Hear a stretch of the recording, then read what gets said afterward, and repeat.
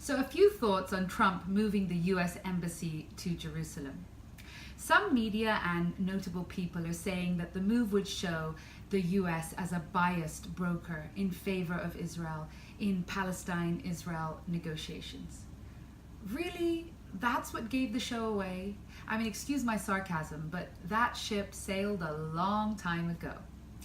It wasn't the complete diplomatic immunity that the US has provided Israel with for decades, including the 60-plus US vetoes at the United Nations, preventing Israel ever being held to account by the international community, allowing them to carry on with impunity, that gave it away, perhaps? No? Or perhaps the $3 billion plus in US financial and military aid to Israel every year for decades? No, it wasn't that. It's the move of the US Embassy to Jerusalem that finally shows the true colors of the US. Really? The fact is, the US has only ever acted as Israel's lawyers and has never been an honest broker with regards to Palestine-Israel. At least now we can all stop pretending, including the Palestinian so-called leadership. Another thing is this. I think this may be good news, in the most warped sense, of course. But at least this way we can all stop pretending and drop this ridiculous facade of a peace process in pursuit of a two-state solution that has essentially been used by Israel as a smokescreen and a time waster for Israel to build more illegal Israeli settlements on Palestinian land vetted for a Palestinian state.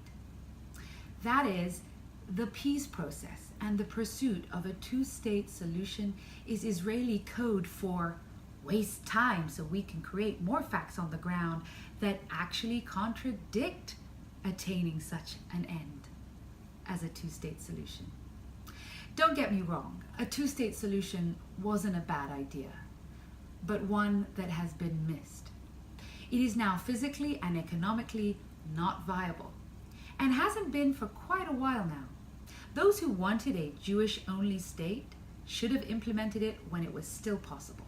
Those who torched it into a big ball of flames deliberately or by doing nothing, or even by encouraging things like Jerusalem to be made the official capital of Israel, must now look directly and honestly at the reality, which is a one state. Now, once all the shock and horror is over, which given the history of scrupulous and shocking actions Israel has been conducting for decades, like, I don't know, bombing Gaza into smithereens, or building apartheid walls and giving the middle finger to the international community and international law, I can't see why everyone didn't see this coming. But anyway, once the shock and horror reactions are over to the US declaring Jerusalem as the capital of Israel are all done, can we please seriously talk about and work towards ending the Israeli apartheid military dictatorship of Palestinians in a one-state context and aim for freedom, dignity, and equality for all? Because let me be clear, what is happening here with the US unilaterally recognizing Jerusalem as the undivided capital of Israel is yet another illegal expansion by Israel, given that the whole world knows and recognizes that East Jerusalem is illegally occupied land. So this is nothing new.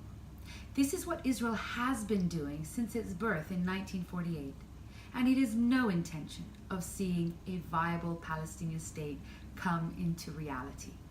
Every electoral program of every governing party of Israel clearly states there can never be a Palestinian state west of the River Jordan. Well, west of the River Jordan is exactly where the Palestinian territories are. So you can clearly begin to see the deceptiveness of it all. For decades, Israel has been expanding by force of arms and all sorts of illegal means and maneuvers possible. They have never officially defined their borders to the world community. Who does that? After every stage in their expansion, Israel then appeals to reason and negotiations because it wishes to consolidate with the least difficulty what it has already taken by force, or in this case, by the actions of their US lapdog. Every new conquest becomes the new basis of a proposed negotiation from a position of even more strength, which ignores the injustice of the previous aggressions and expansions.